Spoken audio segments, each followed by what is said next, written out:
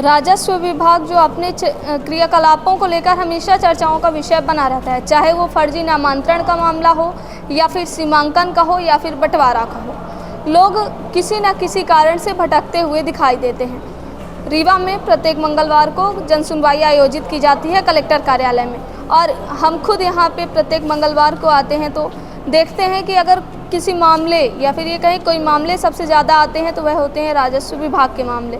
मेरे साथ जो मौजूद हैं यह भी आज भटक रहे हैं, क्योंकि इनका भी एक छोटा सा प्रकरण है खसरा सुधार का, लेकिन कई दिनों से ये भटक रहे हैं। इनका खसरा में जो सुधार है वो नहीं हो पा रहा है। क्या है पूरा मामला, कहाँ का है, इनसे डायरेक्ट जान लेते हैं। क्या नाम है आपका? मेरा नाम राजेंद्र सिंह सनाब भैया लाल सिंह, जो है ग्राम जोड़ावरपुर, पोस्ट बरौला, जिला रीवा, तहसील जवा से आया हूँ जी। क्या मामला है? 2022 से जो है ना खसरा सुधार का आवेदन लगाया गया है। वकील लोग जाते हैं वहाँ, एसडीएम साहब बैठते नहीं हैं। कभी कहते हैं कि मीटिंग में आज नहीं होगी, 1 महीने बाद, 15 दिन बाद, इस तरीके से बहाना बनाते हैं और कोई काम नहीं हो रहा। 3 साल। कौन है एसडीएम साहब?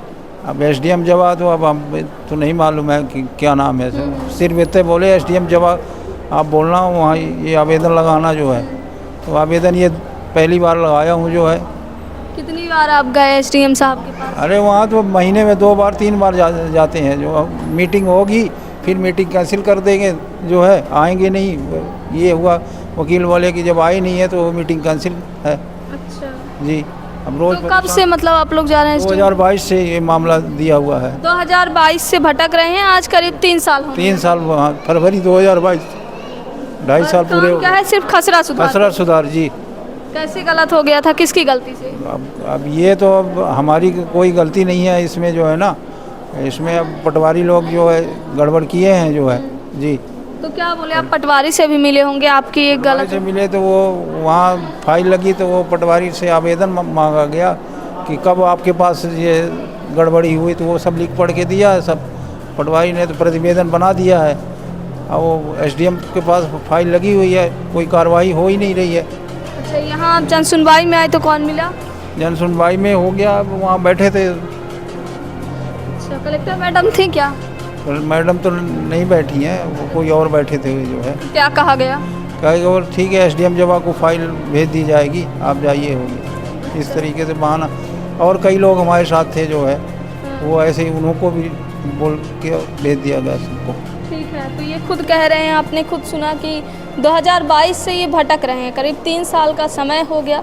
केवल भटक इसलिए रहे क्योंकि एसडीएम साहब नहीं मिले। 3 सालों में एक भी बार आपको नहीं मिले? मिलते हैं वहाँ, बैठते नहीं है वहाँ। एसडीएम का कोई रता ही पता नहीं है जो है। 3 सालों से? 3 साल हो गया, तनख्वाह फ्री के ले रहे हैं, कोई सुनवाई नहीं है। कलेक्टर में भी जो है 1 बार आवेदन दे चुका हूँ, तो बोले ठीक है मैं देखता हूँ, हो गया। इसी तरीके से बहाना करते हैं सब। ठीक है, तो अब देखना दिलचस्प होगा कि इन मामले में, या फिर ये कहें इनके मामले में एसडीएम साहब क्या निर्णय लेते हैं, या फिर ये इसी तरह भटकते रहेंगे। एसडीएम साहब कब कार्यालय आते हैं, क्योंकि इनका खुद कहना है कि 3 साल से केवल इसलिए भटक रहे हैं क्योंकि जाते हैं। वकील साहब बोले कि आज आ रहे हैं, पता लगा कि हो गया, कैंसिल हो गया वहाँ पहुँचते। अब यहाँ से ये समझिए गरीब आदमी है, इतना किराया भाड़ा लगा के कहाँ रोज़ पहुँच सकते हैं। अब जब रोज़ हम जबई में जो है ना निवास करेंगे तो और काम कैसे होगा। ठीक है, तो देखते हैं इनके मामले में क्या होता है। इनको आश्वासन दिया गया है जन सुनवाई में कि इनकी समस्याओं का निराकरण होगा, लेकिन सबसे बड़ा सवाल यह है कि केवल एक छोटे से काम के लिए अगर 3 से भरोसा नहीं है। कुल मिला के ये है, ये कागज कार्रवाई मैं कर दिया हूँ, लेकिन मुझे भरोसा नहीं है कि मेरा काम क्लियर होके। क्यों जन सुनवाई में क्यों नहीं? जन सुनवाई में भी नहीं है भरोसा, क्योंकि आदमी तो वही बैठे हैं, निकम्बे बैठे हैं सब। कलेक्टर के पास आया, कलेक्टर ने बैठा दिया किसी साइड को जो है।